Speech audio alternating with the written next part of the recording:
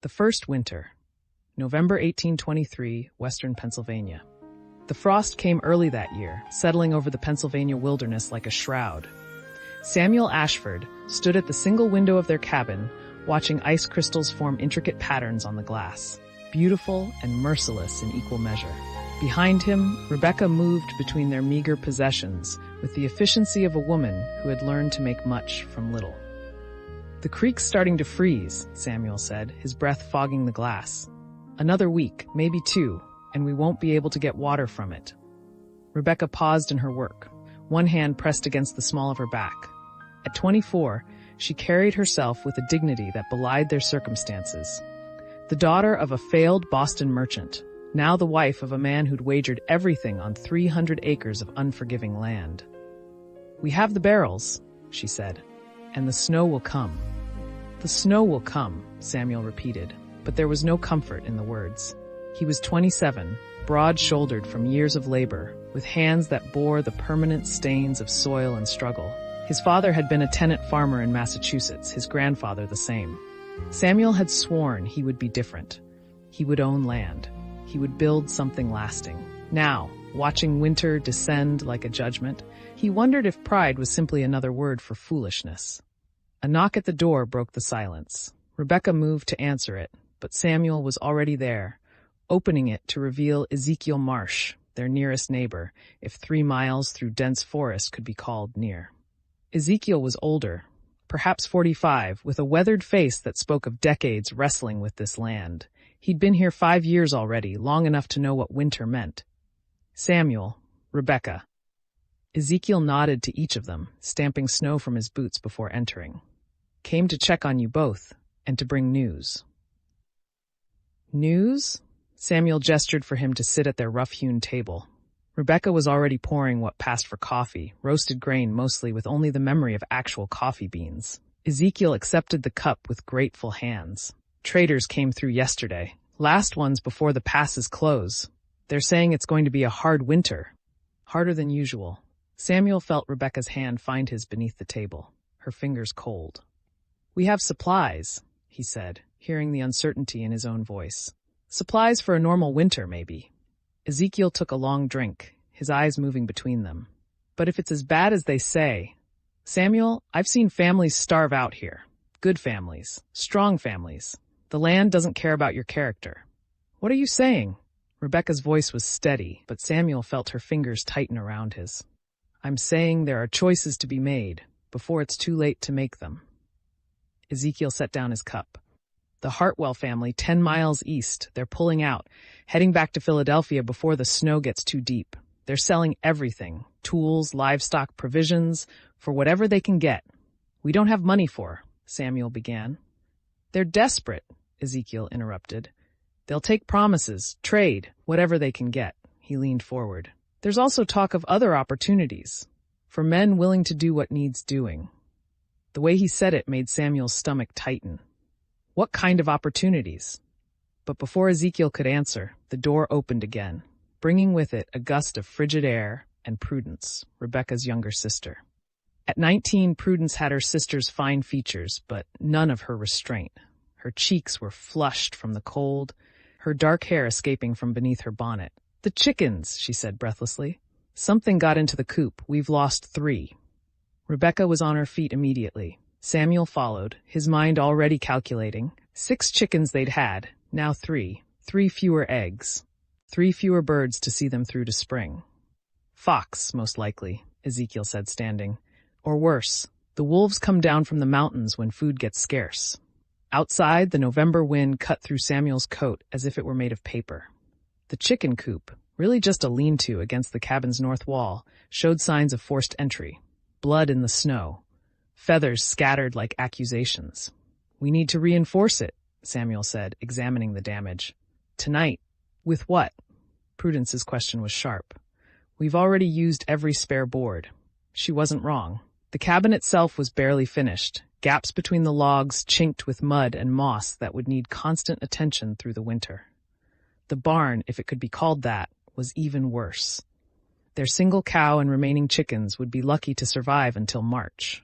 "I'll figure something out," Samuel said, but the words felt hollow. That evening, after Ezekiel had departed with promises to return, after the chickens had been secured as best they could manage, after Prudence had retreated to the loft she shared with Rebecca, Samuel sat at the table with his wife, a single candle burning between them. "Tell me," Rebecca said quietly. "Tell you what?" What Ezekiel was really saying, about opportunities. Samuel was silent for a long moment, watching the candle flame dance. Outside, the wind howled around the cabin's corners, finding every weakness, every gap. "There are men," he said finally. "Traders. They deal in things that don't get discussed in polite company." "Samuel, whiskey," he said. "Untaxed whiskey. The government's put duties on it, trying to pay down the war debt. But out here there are stills hidden in every hollow. Men who'll pay good money for someone to transport it to Pittsburgh, to Philadelphia. Men who know the routes, who can move quiet." Rebecca's face was unreadable in the candlelight. "That's illegal." "It's survival." "It's illegal," she repeated, but there was something in her voice now, not quite agreement, but not quite refusal either. "What else? What do you mean?" What else was Ezekiel hinting at? "Because I don't think whiskey running puts that look on a man's face." Samuel met her eyes. In the 7 years they'd been married, he'd never been able to hide anything from her. "There are other things that move through these mountains," he said. "Things people want transported quietly. Goods from Canada. Information. Sometimes, people." People? Indentured servants running from their contracts. Criminals avoiding the law. Others. He didn't say the word, but it hung between them anyway. Slaves. The Fugitive Slave Act was the law of the land, but these mountains were vast, and there were those who defied it, and those who profited from that defiance. Rebecca stood, walking to the window. The frost had thickened, turning the glass opaque. "My father," she said, "lost everything because he made compromises, small ones at first, just to get by, just to survive another season. Each one led to another until he didn't recognize himself anymore. I'm not your father." "No." She turned to face him. "You're my husband, the father of the child I'm carrying." The words hit Samuel like a physical blow. "You're 2 months along, maybe 3. I wasn't sure until last week." She wrapped her arms around herself. "So when you talk about choices, about survival, know that it's not just us anymore. Whatever you do, whatever compromises you make, they'll echo forward. They'll shape the life of this child and their children and all the generations that follow." Samuel crossed to her, pulling her into his arms. She was trembling, from cold, from fear, from the weight of what she'd just revealed. "We'll find another way," he said. "I swear to you, Rebecca, we'll find another way." But even as he made the promise, he felt the walls of the cabin around them, the wind testing every weakness, the winter settling in with its infinite patience. And he wondered what promises meant when set against the simple, brutal arithmetic of survival. December 1823. The snow came in earnest 2 weeks later.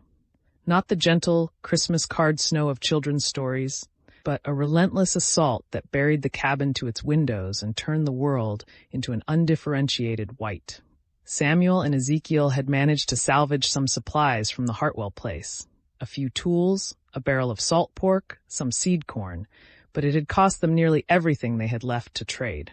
Prudence grew quieter as the days shortened, spending hours at the window watching the snowfall. Rebecca moved through her daily tasks with mechanical precision, her pregnancy beginning to show despite the layers of clothing she wore against the cold. And Samuel lay awake at night, listening to the wind, doing calculations in his head that never came out right. It was on the shortest day of the year that Ezekiel returned, bringing with him a stranger. The man was tall and lean, dressed in furs that spoke of money, with eyes that assessed everything they touched. He introduced himself as Josiah Black. "Mr. Marsh tells me you're a man of discretion," Black said, accepting the chair Samuel offered, "and that you need work." "I need honest work," Samuel said carefully. "Honest is a relative term out here." Black smiled, but there was nothing warm in it. "I have a proposition, 1 winter's work. Come spring, you'll have enough to not just survive, but to thrive, to expand your holdings, to secure your family's future." "What kind of work?" "The kind that asks no questions and leaves no traces." Black leaned forward. "There are things that need moving from the mountains to the rivers, things that need to arrive without official notice. You have a wagon, strong shoulders, and a face nobody knows yet. That's worth something to the right people. Samuel glanced at Rebecca, who stood by the fire, one hand pressed to her still flat belly. Prudence had disappeared into the loft, but he could feel her listening. "And if I refuse?" Black shrugged. "Then you take your chances with Winter. But understand, Mr. Ashford, I'm not the only one making offers. There are others, less scrupulous than I am. Men who wouldn't bother asking. Men who would simply take what they want and leave you to explain the consequences." It wasn't quite a threat, but it was close enough. "I need time to think." "You have until morning," Black said, standing. "After that, I move on to other prospects." After he'd gone, after Ezekiel had followed him out with an apologetic glance, Samuel sat alone at the table while Rebecca prepared their meager dinner. Prudence descended from the loft, her face pale. "You can't," she said. "Samuel, you can't do this." "Can't do what? Feed my family? Keep us alive? Can't compromise everything you are for." "For what?" Samuel's voice rose. "For survival? For the chance to give your sister's child a future?" "For blood money," Prudence said quietly. "Because that's what it is. You know it. I know it. Rebecca knows it." Rebecca set down the pot she'd been stirring. "Prudence, go check on the animals. It's dark. It's snowing. I'm not. Go." Something in Rebecca's voice made Prudence obey. When the door closed behind her, Rebecca came to sit across from Samuel, her hands folded on the table between them. "Tell me the truth," she said.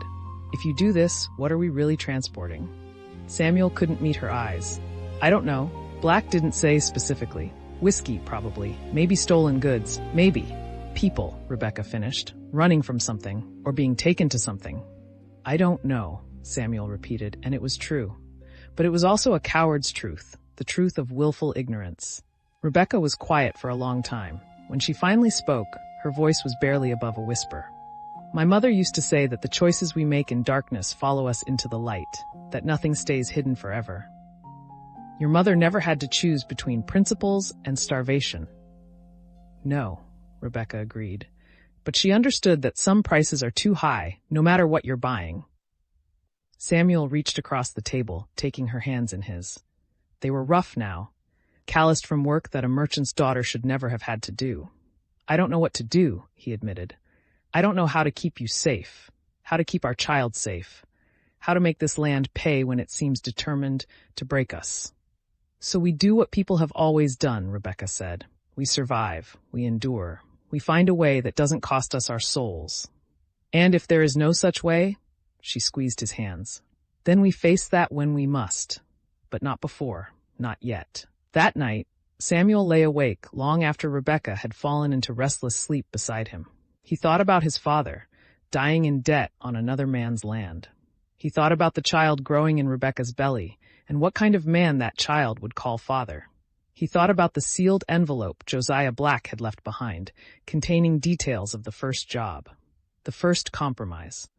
The envelope sat on the table, illuminated by moonlight reflecting off the snow, unopened, waiting, and Samuel Ashford, 27 years old, 300 acres to his name and nothing else, stared at it and wondered which choice would haunt him more, the one he made or the one he refused.